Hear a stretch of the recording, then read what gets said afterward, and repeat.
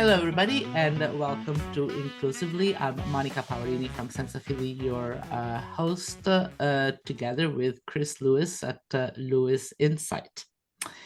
And today, our guest is Mansoor Hanif, is an angel investor and a strategic advisor these days. But he has been around the block for a long time, and he will tell us more about himself. So, Mansoor, welcome to Inclusively. Tell us. Thank you, Monica. What you're doing right now and what you've done in the past. Well, in the past, my background is telecom, starting off about 30 years ago, a long time ago. And I've had the privilege of having various types of roles with different perspectives in different geographical areas during that time. And so I was working for operators, I was working for equipment vendors. Most recently, I was in the UK in EE and then BT, where I led the radio networks in EE and then the research labs for converged networks in British Telecom after the takeover. Then I spent a couple of years, a year or two in Ofcom as the CTO before moving to Saudi Arabia. I just came back from Saudi Arabia. I've spent 4 years there working with NEOM in a variety of roles, which actually covered partially the infrastructure side, also the regulation side and emerging tech, as well as smart city development. So I came back in May, back to Europe, and now I'm partially based in Dubai, where I'm still working now on, I would say, a portfolio of passion projects, all around. They all have a common theme, which is about the cities of the future and our lives in the future, and trying to make sure that the vision I have for the technology of the future in these cities is the type of future where where our children are actually going to be very comfortable living, and it's very human-centric. So that's what kind of directs me into investing in smaller companies that need some help, which are developing future technologies, or advising those companies or others that are working in that field. Does that make sense? So, excellent. No, and I think that marriage of your technology background and the people side is something which we're fascinated with. So the idea, as you know, we've talked several times about this around inclusively, is how do we build a more inclusive? How do we design inclusively? How do we make sure everyone has access to the services that support this future life? And obviously, being blind, I started looking at it from a disability point of view, from a sensory impairment point of view, but we sort of expanded it to look at anyone who's excluded. So whether that perhaps it's the elderly, perhaps it's the unskilled, perhaps it's those who can't afford the technology. So perhaps just to draw at a high level, to go back and draw upon all those experiences you mentioned from equipment vendors and carriers and NEOM. I mean, how do you feel about designing it inclusively and the potential of technology to do that, and the potential for business and society to embrace inclusive design? Yeah, I mean, there's multiple ways I'd like to answer that, but I think first of all, I'd say I think we're just at the beginning, and thanks to the work that's been done over the last 10 years or so, it's very much on top of the agenda, especially by people like you, Chris, and you've been a champion in this. So I think things are improving. I think there's a lot more openness in terms of the type of opportunities that are being offered. But I think that there's still a long way to go, and I think it's going to open up even more. And I'm very optimistic, actually, at the role that technology can play in that as we go forward. And I think technology should be something that liberates people and allows us to go beyond whatever limitations we may have in the physical world. That's why I love so much the digital transition and the possibilities offered by digital technologies, immersive worlds, etc., because they give us the opportunity to go beyond that. So I think, first of all, it's an exciting time, I think, for inclusivity, especially in telecoms, because we're not only increasing the awareness of this within the technology world, but we're also opening up for everybody through the actual work we do. That's one element of where we are today. So the other element is, I think, if you look at inclusivity on a much broader basis, and here I think of it in the terms of everybody in the world having an opportunity to create something and to get the benefits for what they create, I don't think we're in a good place at all today. And I really am excited by the possibilities, again, where technology such as Web3 and the future Web4 will offer to allow for a much greater possibility for everybody to contribute in a much easier way. And I'm happy to expand on this later in the podcast in terms of what I mean by that and what needs to be done. So that's also very exciting.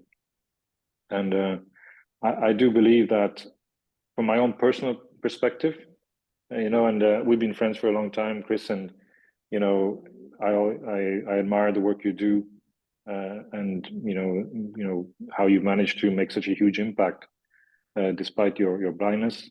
Myself, I've had issues with my mobility, my walking, which has also influenced me. So it's kind of directed where I put my focus, and I've spent a bit of time in terms of looking at things like robotics, exoskeletons, etc., that can help people like me to be more active in the future. So those are kind of there's a personal aspect, there's the industry aspect, and I think there's a wider society aspect, which are all kind of converging at this point. Although, may I say something here that, I share with you all the excitement, but at the same time, there is kind of the dark side where, especially people that are disabled might be a little bit more vulnerable. So it is true there's a lot of opportunity, but we also have to be realistic in terms of avoiding the risks that, this improved access might bring. So because people might take advantage of people. So, but let me just, I guess, park. Yeah, no, I mean, absolutely. I mean, I tend to, my nature is to tend to dwell on the positive and focus on that, but I'm not negating the risks that are there and that we need to manage them. So absolutely, there are those risks there, but I do believe that there's never been more, if we do it right, there's never been a more opportunity to actually open up the world than there has been now. Again, it's not a given that we'll do it right, and it really needs for us to be focused on that and advocating for that, in the years to come. Absolutely. So Mansoor, thinking about all of the technologies that you've encountered, whether it's in the sort of real world or in the invested world or in your future thought about technology, how do you think in the long run we will interact with each other and with society and with industry and so on? I mean, we've seen, because you mentioned the immersive side and becoming all digital, but I keep coming back to this combination of the physical and the virtual world, and the fact that we can, of course, render the world virtually around us, and I can have things translated into sound rather than eyesight and so on. Let's take the North Star goal first, and then we'll work our way back. How do you envisage people communicating in the future? What sort of devices will we be using, or will we be using devices, or will it be all wrap around wearables and everything's connected to everything? Did you have a vision on that side? Yes, I do, and it's my personal vision, so not everybody will agree with it. But I do fundamentally believe very strongly, and have done for a long time, in augmented reality, and to a certain extent with mixed reality, which is a mix of AR and VR.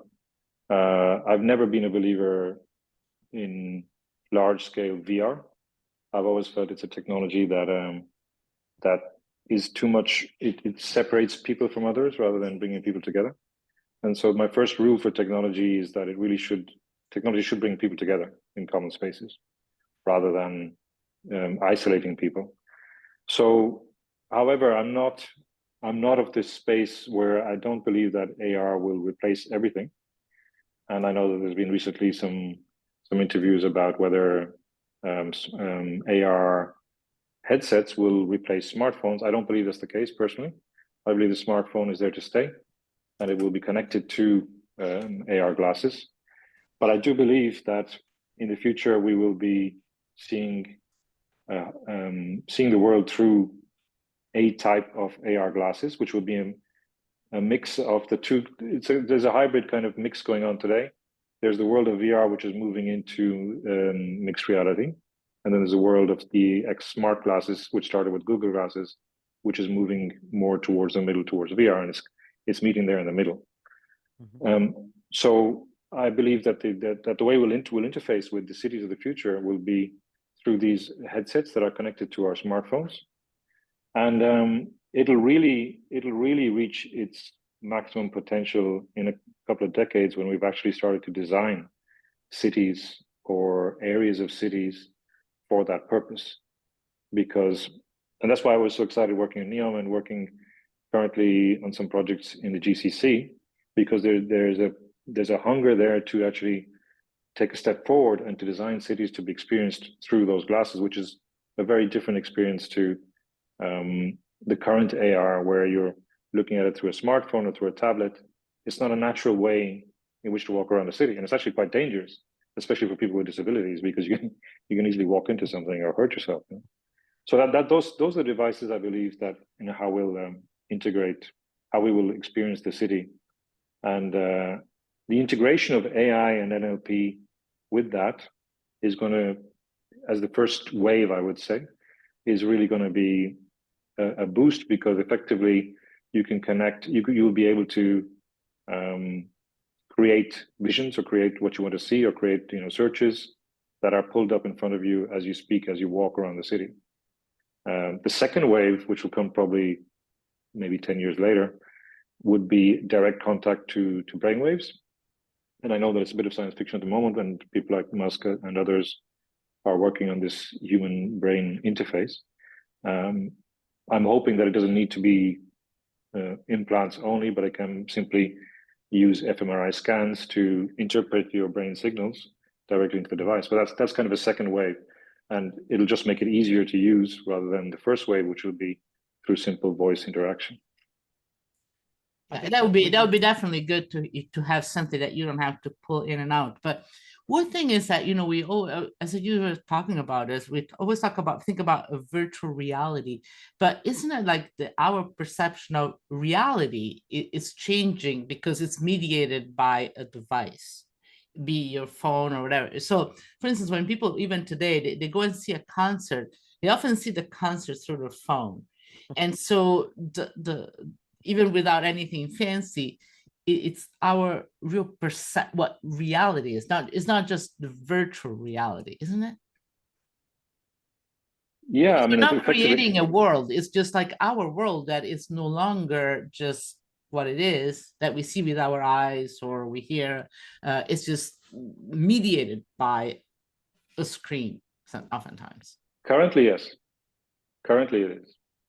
But sometimes I talk about when you can effectively have the environments, which are likely to be urban environments initially, which allow you to effectively use mobile or wearable devices anywhere in the city safely and with great quality. What that means is that the energy, the power, the batteries needs to take a step change.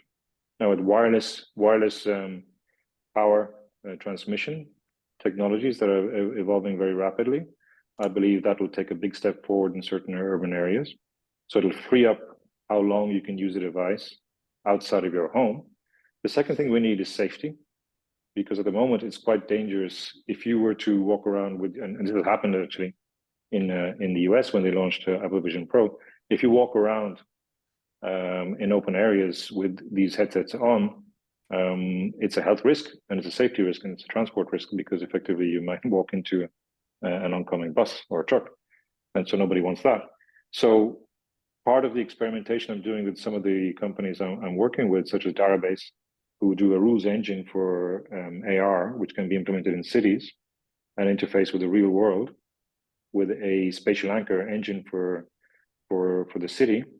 What that means is that what that allows is that you can effectively walk around, and the municipality can effectively regulate where and how you can experience, where you can see augmented reality overlays, and effectively create safe pathways where you can't. And that'll be a huge step forward, because what that will do will allow municipalities to adopt this technology and allow people to move around freely in public spaces.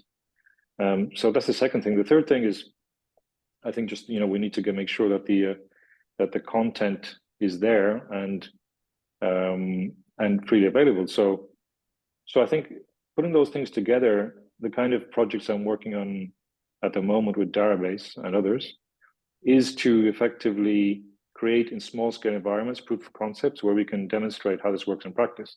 What that will allow is to scale up these augmented reality overlays in such a way that architects and urban designers and planners can start designing them into the future cities.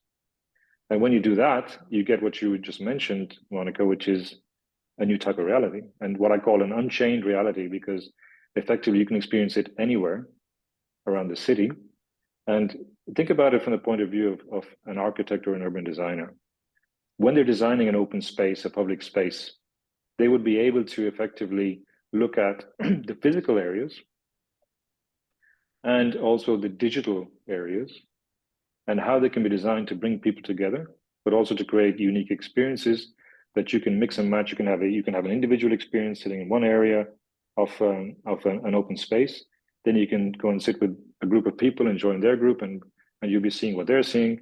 Or you can have a public space where everybody's watching the same screen, and all of that creating interaction between people rather than sitting at home with a screen of your head where you're isolated.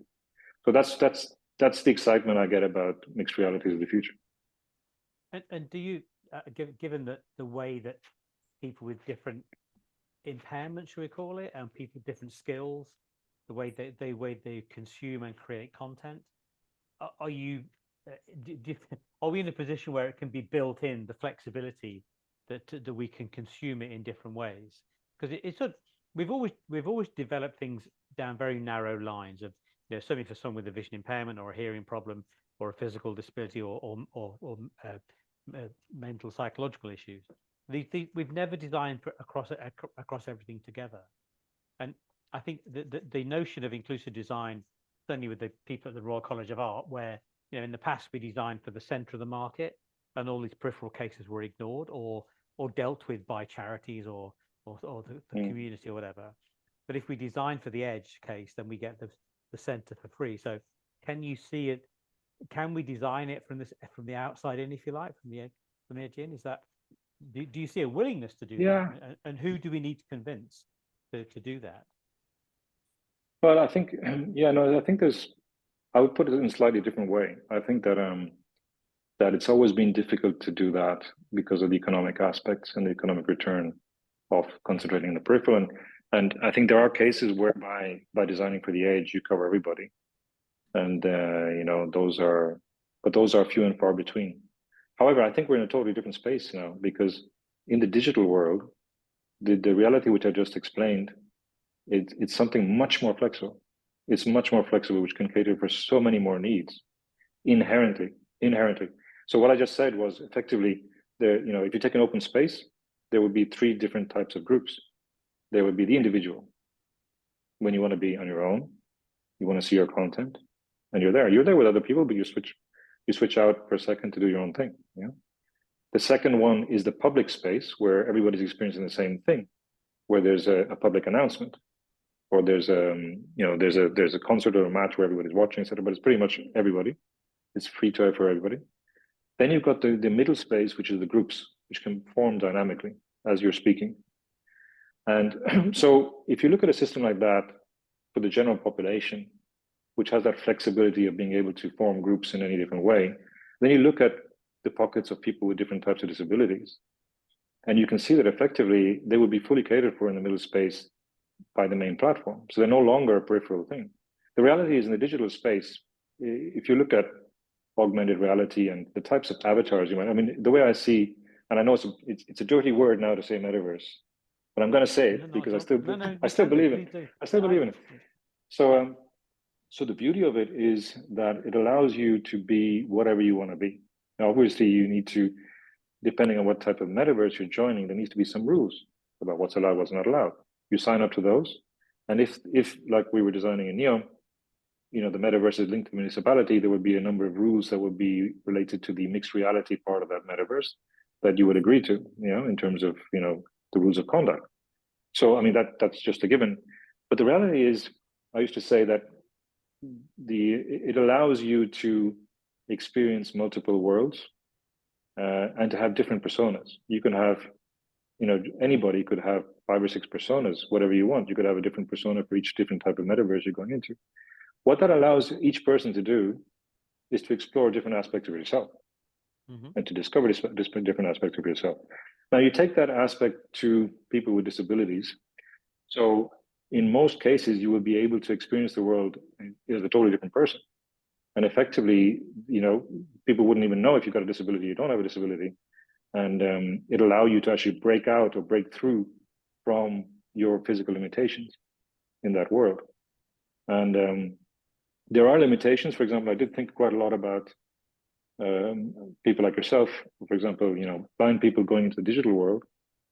And what's amazing is that there's even technologies there that could help. I was speaking to a company just last year, I think, or the year before.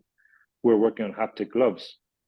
And they were saying that they're getting so precise with haptic gloves in the universe. And I asked them, could you then effectively get to the point that you're so precise that you could transmit Braille to the fingertips of those plastic gloves and effectively, allow people who are blind to experience or to basically have a download that they could interpret through Braille through the haptic gloves.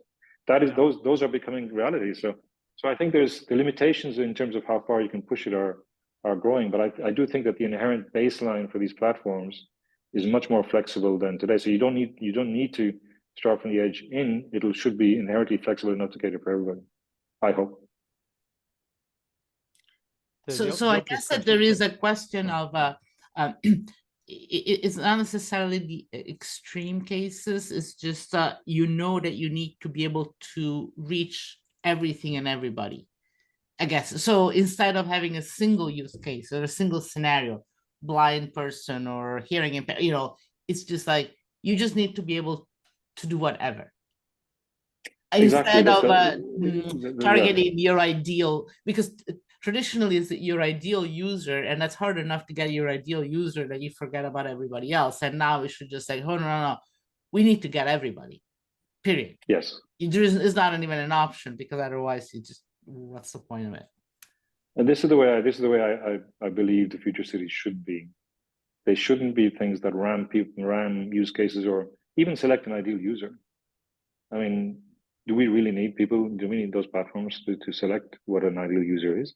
Shouldn't it be the way I see a cognitive city platform is something that gives a set of enablers and an efficient infrastructure, which gives the possibility to the users, everybody, all the citizens, everybody, to create the cognitive experiences on top of that in a simple and efficient manner.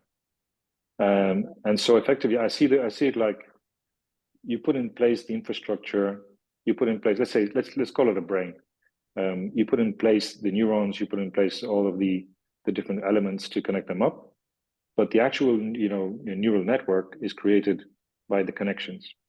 And those are the connections that the users do. So effectively, what a user does with the platform creates something new and special, which is defined by the user themselves. And it'll be different. It'll be so flexible that you can set up your own different neural pathways depending on your own needs and your own physical or mental situation. So I don't think we should be defining that. We should leave that up to the creativity of the people, of the users, to actually do that, and that they should also get the benefit from that, so that it's not a platform that is hooked in to a single big tech company. So that's the ideal world where I think we should get to. And the other thing is, there's a big barrier today to doing that in most organizations or cities, which is spaghetti IT. And that's why I think it's really important that cities in the future, they look at the architecture from the IT point of view and the data point of view to make it such that if you configure it the right way, you don't have to upgrade every single system in the city every time you touch one element of the software platform, which is holding back most corporations today. It should be that every incremental piece of software comes with its own incremental cost. And if we reach that, what that means is that the fundamental paradox today is you think about digital versus physical. Why should something digital be more expensive than something physical?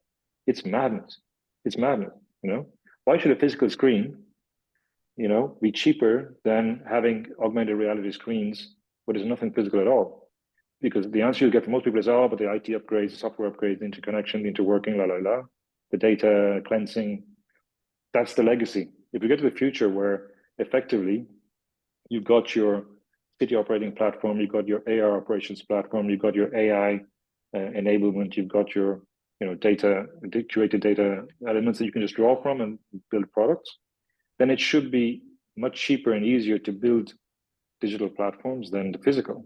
And it also have a much lower carbon footprint as well. What's behind that in terms of both the IT and the communications industry? Is there must be some, what assumptions have you made in your thinking about where we go with that? Because at the moment, we've got a fairly inefficient, capital constrained telecom industry in many parts of the world. So are you assuming that this becomes a unified, non-competitive market? What's your thinking on that? No, I think that what I'm thinking about is that there's already good news in terms of data architectures and data standards, etc., that can be adopted by municipalities. I think that the municipalities, in particular cities, need to be able to work towards standards, but that give them a greater freedom, so that effectively you've got a platform which is best in class, but is open and flexible, and allows anybody to create products on top of that. But I think rather than any kind of monopoly, what I'm really talking about is Web3 and decentralized infrastructure, and effectively that allows you to create content on any type of platform, and then effectively transmit it to any other type of platform. So effectively, if you created a piece of content on one IT platform or one gaming platform, etc., it should be yours to use in other platforms. And it's really about making sure that the IP is allocated to the creator and making a creator economy more than anything else. And in your vision, you talked a lot about the outside spaces in city environments. What about one of the things I know last time I saw the haptic glove, I think was with Raheem Tafayez Ali down at Surrey, University of Surrey, with his 6G trial. Do you envisage that in the home environment that everything becomes censored, so we have sensors on everything, and dense communications there? That do we have to do the same in our home environment as we do in your open space environment? Well, I think it's inevitable that'll happen. But again, it'll happen, what sensors are actually activated in the future will very much depend on your consent, and what you're happy to do. Obviously, you need to be comfortable with what's happening to your data and what's being collected and what's being used. It should all be to your service. You should be fully in control of the data that's been collected on you in the home or outside the home, and what's being done with it, and the benefits you're getting from it. That's fundamental. But if you look at the way we live and the way the demographics are changing, I think the way we design houses in the future is going to be much more modular, and especially in cities. I'm talking about big cities and blocks, etc. And in those cases, they need to be more adaptable to the stages of life, where you need the type of flat you need will change according to the demographics and your own stage in life, and I think if you design apartments to be modular, that allows that flexibility, which is good economics. I believe there's over £1 trillion worth of property in the UK alone, which is owned by people who want to downsize because the children have left home and they're living on their own now, et cetera, et cetera. So that's going to become an issue. So, but when it comes to technology, the sensors and the network should be built in to the apartments. It should be. I'm very excited about the possibility for printed sensors to be embedded into the actual buildings. It's something that I know that a lot of universities are already experimenting on. So I think that'll become pretty much de facto. I'm talking about the next decade or 2 decades to come.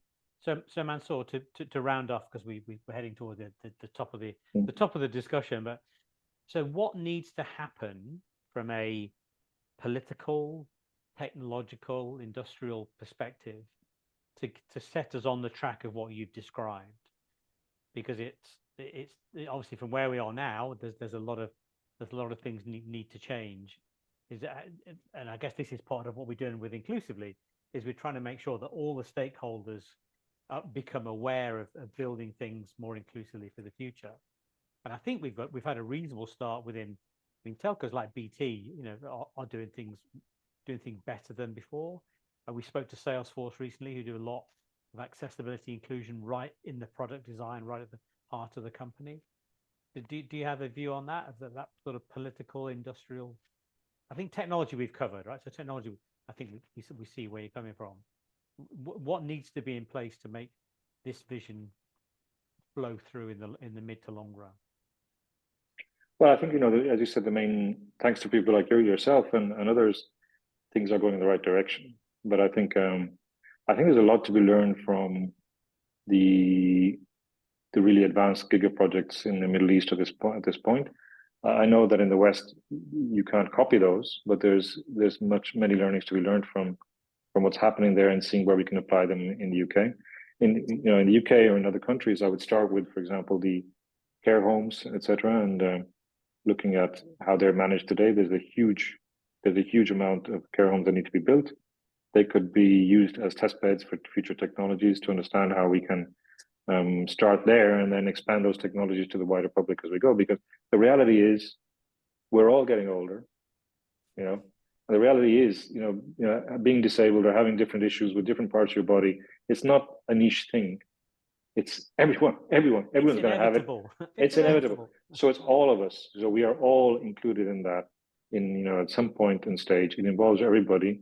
And with the aging demographics, I think it's going to become critical.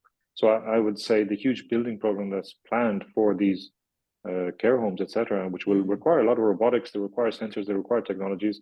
Use those to effectively trial new methods of working. But I think just that realization that this is for all of us, and it's also good business for the companies that need to invest in this.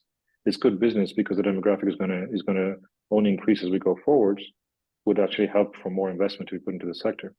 Otherwise, I think the regulations should kind of also kind of reflect that.